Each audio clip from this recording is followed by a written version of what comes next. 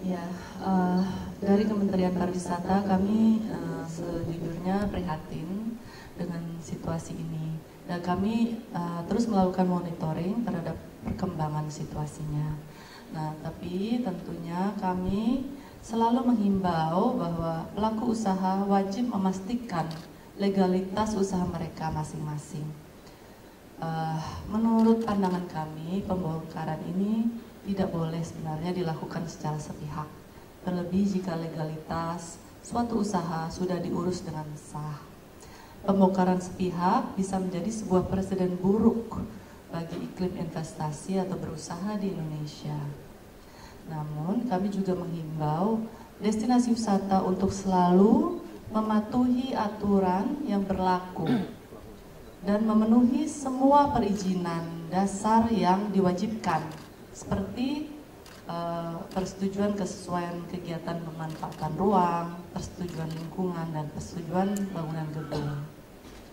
Nah, sektor pariwisata harus tetap memperhatikan aspek keberlanjutan kelestarian alam, termasuk hal pengelolaan kawasan wisata. Hal ini sesuai dengan Permen Parekraf nomor 9 tahun 2021 yang telah diisu tentang pedoman destinasi pariwisata berkelanjutan. Nanti kalau ingin di detailnya kami bisa paparkan atau kami bisa informasikan lebih lanjut. Dan Kementerian Pariwisata juga mendorong adanya evaluasi yang lebih baik dalam pengawasan dan pemantauan terhadap pembangunan wisata yang berada di kawasan sensitif seperti kawasan hutan dan konservasi. Pemerintah pusat dan daerah harus bekerja sama untuk memfasilitasi perkembangan pariwisata yang ramah lingkungan dan berkelanjutan. Dari situ, sekian, terima kasih. So, I understand that the ministry, the Indonesian cabinet and ministry,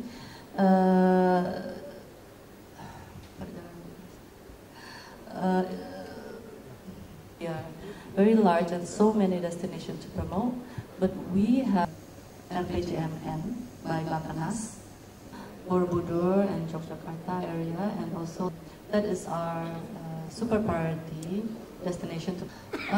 Kampanye di Jakarta aja itu dari Deputi Promosi nanti bisa menjelaskan kampanye programnya seperti apa saja, karena tentu Jakarta itu destinasi yang cukup indah juga, jadi supaya beda gitu, kita ingin mempromosikan Jakarta supaya wisatawan dari luar daerah yang terdekat bisa datang karena kami memiliki banyak destinasi seperti museum-museum, galeri, bisa berbelanja, dan restoran juga luar biasa banyaknya.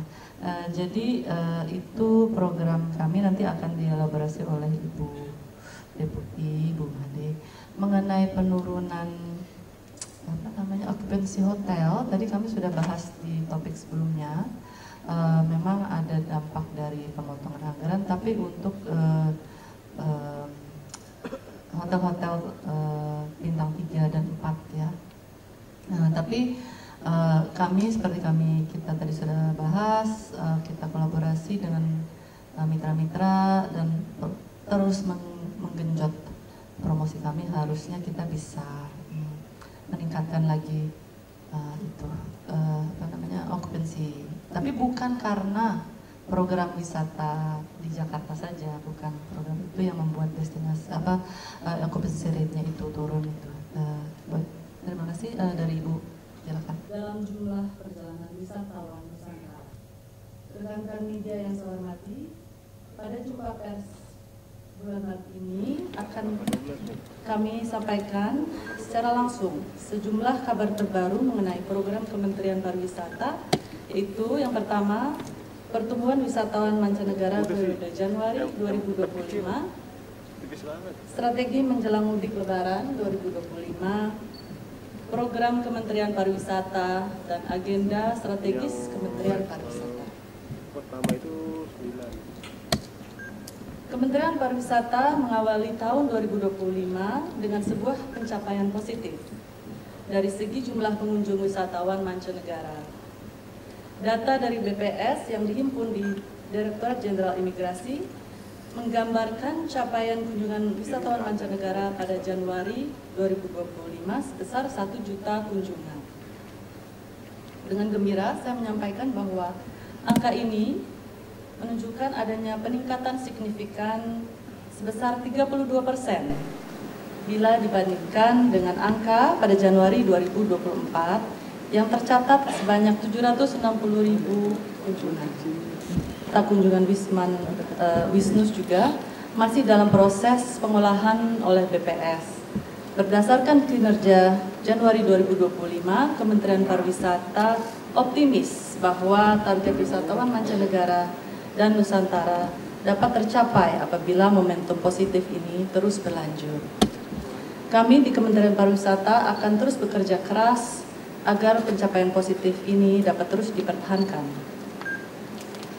Rekan-rekan media sekalian, strategi Kementerian Pariwisata menjelang libur Lebaran tentunya menjadi informasi yang paling ditunggu masyarakat.